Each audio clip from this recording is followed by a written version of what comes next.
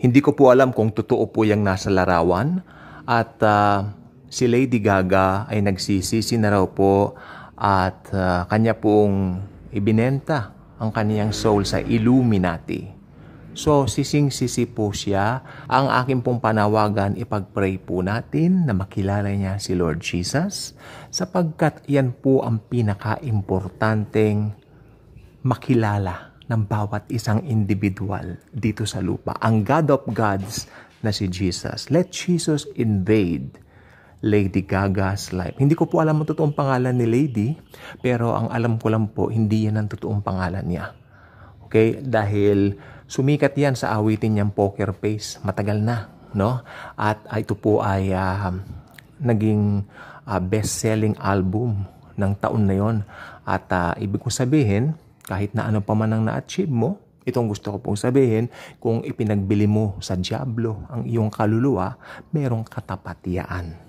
Hindi ka rin magiging maligaya dahil ang Panginoong Hesukristo lamang ang totoong makapagbibigay sa atin ng kaligayahan. Personally, naramdaman ko po yan dati. You know what? Dumating po ako sa time ng buhay ko dati na puro yung material na bagay ang iniisip ko, na nabulag din ako sa tagumpay ko noon.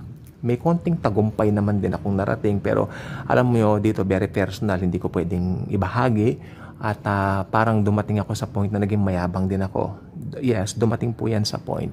Pero ang maganda naman po, kahit dumating ako sa point na yon, mananampalataya na rin ako noon, pero medyo nagkaroon tayo ng ihi na mataas. Ano?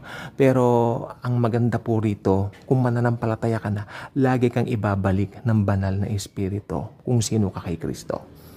Diba? So, ito mas masahol ito kasi si Lady Gaga hindi mananampalataya.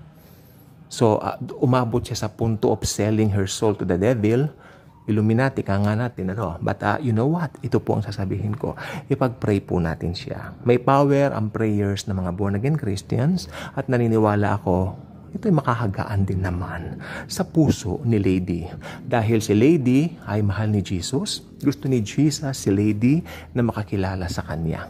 Okay? Si Lady Gaga at ang iba pa, kung sino man yung Kesha, hindi ko po masyadong kilala itong mga ito. I think mga bagong singers ito. Sabi ko po sa inyo, hindi po ako nakikinig ng mga bagong awitin. Maski i-check nyo ang aking Spotify o Apple Music ko. Hindi ako naglalagay na sa playlist ko ng mga awitin, ng mga makabagong awitin ngayon. Nakapaglagay po ako, gusto ko lang yung Thinking Out Loud ni Ed Sheeran yun. Meron ako noon. Tapos yung ayun lang, pinapahikan ko. Pero yung iba, Adele, meron akong Adele, no? Pero yung iba, sorry to say, mas marami akong 70s, 80s, 60s, mga ganyan. Kasi real music po. Pero itong gusto kong sabihin po sa inyo, lahat ng mga may pagnanasa na manumbalik or should I say makakilala kay Jesus, open siya. Huwag nating husgahan si Lady sapagkat si Lady ay meron din pag-asang makakilala kay Jesus along with those kaluluwa o souls na naligaw. Kaya kung hindi pa kayo nakasubscribe sa ating channel, I invite you to do so. Click po ang ninyo ang notification bell. Share this video, share Jesus and His love and His grace. Thank you. Jesus truly loves us all.